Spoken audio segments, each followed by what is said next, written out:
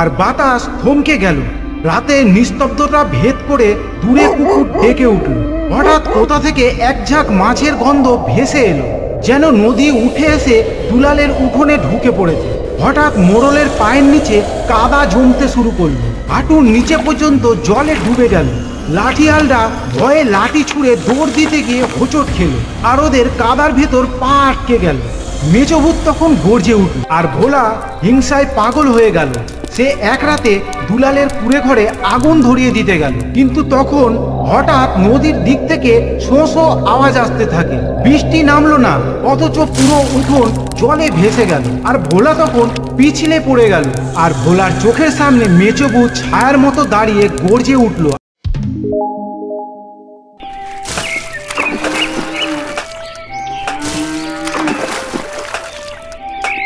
যে রাতে দুলাল প্রথম মেজভূতের সঙ্গে দেখা করেছিল, সে রাতে আকাশে চাঁদ ছিল না। আর বেলগাছের নিচে দাঁড়িয়ে দুলাল ভেবেছিল আজ বুঝি আর কোনো খদ্দেরই আসবে না।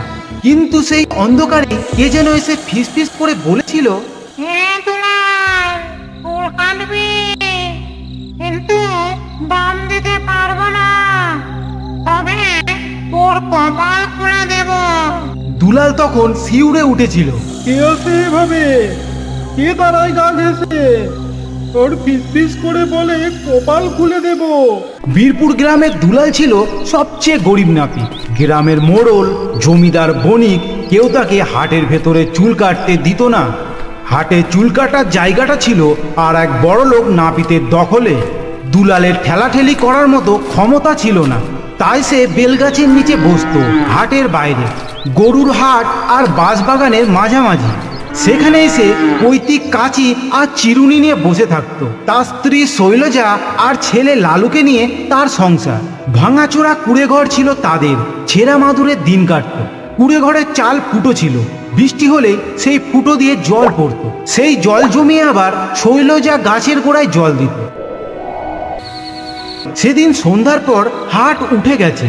দু একটা গরু ডাকছে দূরে, কাক ডাকছে শীতল বাতাসে। দুলাল বসে আছে আর ভাবছে, আজ আবার হাতে গোনা দু চার আনায় রোজগার। হঠাৎ তার ছায়া এসে দাঁড়ালো দুলালের সামনে। মুখ দেখা যায় না, লম্বা কোটের মতন কিছু পড়ে আছে। দুলাল তখন গলা হাঁকিয়ে বলল, কে গো, চুলদারি কাটতে হবে? ছায়াটা তখন হেসে উঠল। কাটবি, তবে আমি টাকা দেব না। দুলাল তখন কাপা গলায় বলল, তাহলে কেন কাটবো? ছায়া তখন ফিস ফিস করে বলল, কারণ আমি মেজভূত, আর তোর কপাল খুলে দেব, তোর গরিবি ঘোচাবো। দুলাল তখন হাসতে চাইল, কিন্তু তার গলায় হাসি বেরোলো না। তখন সে বলল, ভূত হলে তো চুলদারি থাকার কথা না। ছায়াটা তখন হেসে উঠল। বাতাস কাঁপিয়ে বেলপাতাগুলো তখন শাঁ করে উঠল।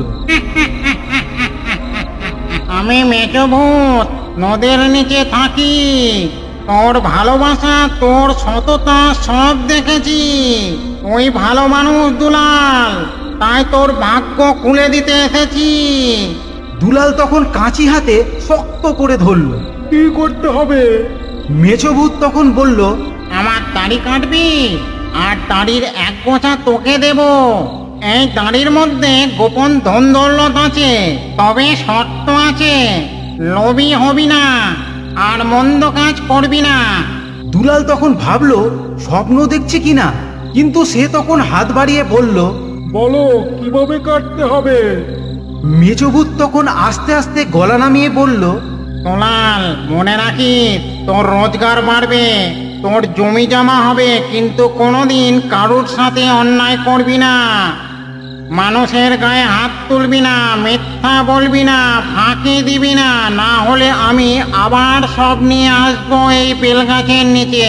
দুলাল তখন কাঁচি চালালো, আর দেখতে দেখতে ছায়ার গলা থেকে সাদা রূপালি দাড়ি বসে পড়ল তার হাতে। সে তখন সেই দাড়ি ছুঁয়ে দেখলো জলে ভেজা মাছের আঁশের মতো ঠান্ডা। সেই রাতেই দুলাল দাড়ির গোছা বাড়ি নিয়ে এলো। শৈলজা তখন ওই দাড়ি দেখে ভয় পেয়ে বলল, ওগো, এ কি এনেছো? এ যে ভূতের দাড়ি। দুলাল তখন হেসে বলল,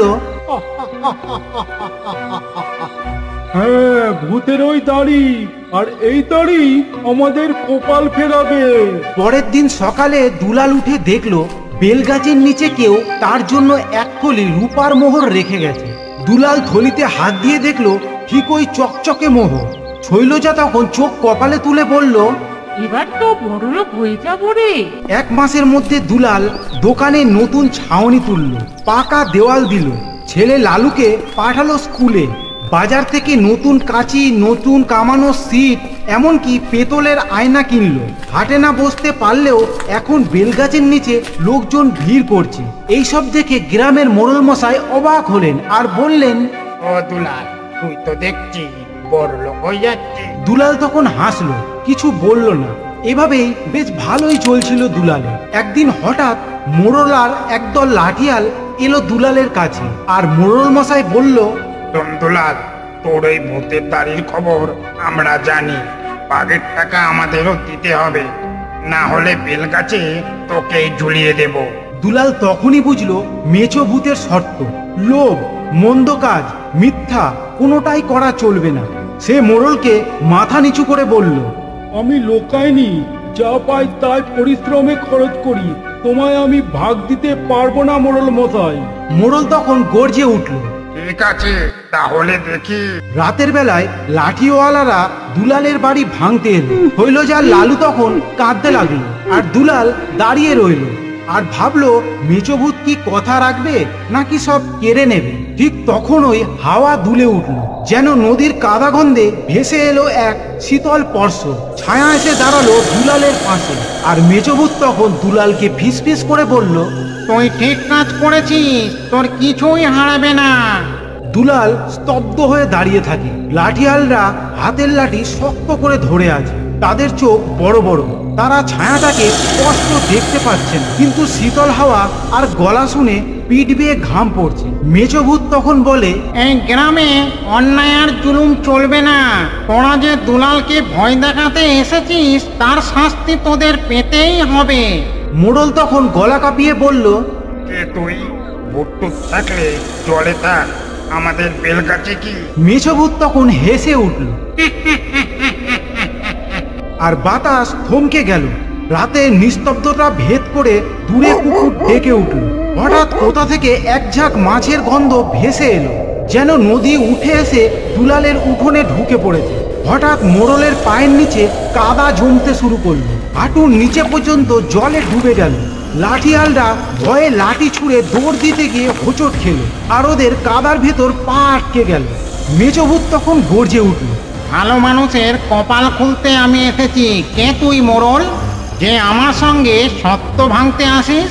মোড়ল তখন চিৎকার করে উঠল, আমাদের মাফ করো ভূত ঠাকুর, আমরা যাব আর আসবো না। তখনই এক ঝাপটায় কাদা শুকিয়ে গেল। লাঠিয়ালরা ছুটে পালালো, মোড়ল পেছন পেছন দৌড়ালো, আর পেছন ফিরল না। শৈলজা তখন আঁচল দিয়ে কপাল মুছে বলল, ওগো, এই যে কেমন ব্যাপার, ভূত এসে আমাদের বাঁচালো। ও ভূত নয়, ও যেন আমাদের দেবতা। মেছভূত তখন হেসে বলল, আমি ভূতই দুলাল, তবে তোর ভালো কাজের জন্য এসেছি। মানুষের মতো মানুষ হবি দুলাল, কিন্তু মনে রাখিস লোভে পা দিবি না। দুলাল তখন মাথা নোয়ালো আর বলল, থাকো পাশে ঠাকুর, আমি মন্দ কাজ করবো না, মিথ্যাও বলবো না। পরের দিন সকালে বীরপুরে হুলুস তুলুস পড়ে গেল। মোড়ল গ্রাম ছেড়ে পালিয়েছে, তার চেলা চামুন্ডারা আর দুলালের কাছে আসে না। সবাই এখন বেলগাছের নিচে ভিড় করে, কেউ দাড়ি কাটায়, আবার কেউ গল্প শোনে। একদিন দূরের এক বাজার থেকে বড় এক জমিদার এলো তার চুল কাটাতে। দুলাল যত্ন করে কামান দিয়ে দাড়ি ছাঁটলো, কাঁচি চালালো। শেষে জমিদার খুশি হয়ে বলল, দুলাল, তোর হাত খাসা, আমার হাবিলিতে কাজ করবি? দুলাল তখন মাথা ঝাঁকালো আর বলল, মাফ করবেন মালিক, আমার ঘর বাড়ি বেলগাছের নিচেই ভালো। জমিদার তখন হেসে বলল, তোর এই সৎ কথা আমার ভালো লাগলো, যা বকশিস রইলো। সে তখন এক থলি টাকা দিয়ে গেল। এই রকম করতে করতে দুলালের নাম ডাক ছড়িয়ে পড়ল, দূর দূরান্ত থেকে লোকজন আসতে শুরু করলো। কিন্তু এর মধ্যেই শুরু হলো লোভের খেলা। গ্রামের এক ভীষণ চালাক লোক, নাম তার ভোলা। সে দুলালের গোপন রহস্য জেনে ফেলে, আর রাতের অন্ধকারে বেলগাছের নিচে বসে সে ডাকে, ভূত ঠাকুর, আমি ভোলা, আমাকে রূপার দাড়ি দাও, আমি বড়লোক হব। কিন্তু বাতাস তখন থমকে থাকে, কোনো ছায়া আসে না। আর ভোলা তখন গালাগালি করে ওখান থেকে চলে যায়। আর ভোলা হিংসায় পাগল হয়ে গেল।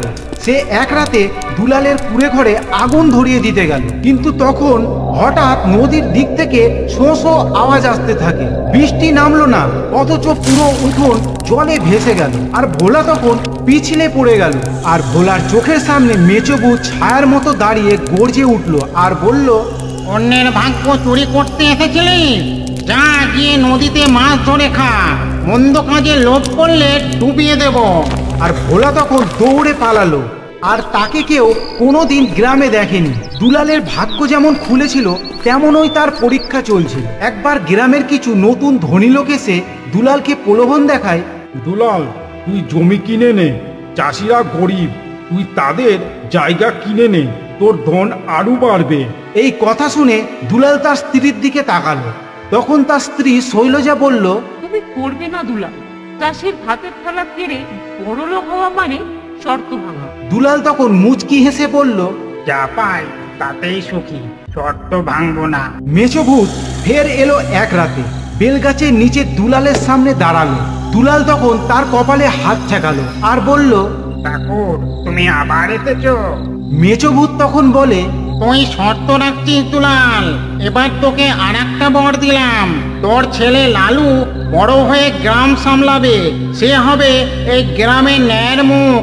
দুলাল তখন কাপা গলায় বলল, আমার লালু, সে তো এখনো অনেক ছোট। ভূত তখন বলে, তার ছেলে মেয়ে কখনো ছোট হয় না। আর দুলাল তখন বুঝলো টাকা পয়সা দিয়ে বড়লোক হওয়া যায় না, সততা দিয়ে বড়লোক হওয়া আসল বড়লোক। সে এখনো বেলগাছের নিচে বসে, নতুন জামা, চকচকে কাঁচি, কিন্তু গরিব খদ্দের এলে 1 টাকাও নেয় না। গ্রামের লোকেরা বলে, দুলাল নাপিত নয়, দুলাল আমাদের রক্ষক। একদিন মেচোভূত দুলালকে বলেছিল, মনে রাখিস দুলাল, ধন দৌলত অস্থায়ী নয়, ভালো কাজই মানুষের আসল সম্পদ। বেলগাছের নিচে দুলালের হাসি আজও বাজে বাতাসে। বীরপুর আজও মনে রাখে মেচোভূত আর নাপিতের গল্প।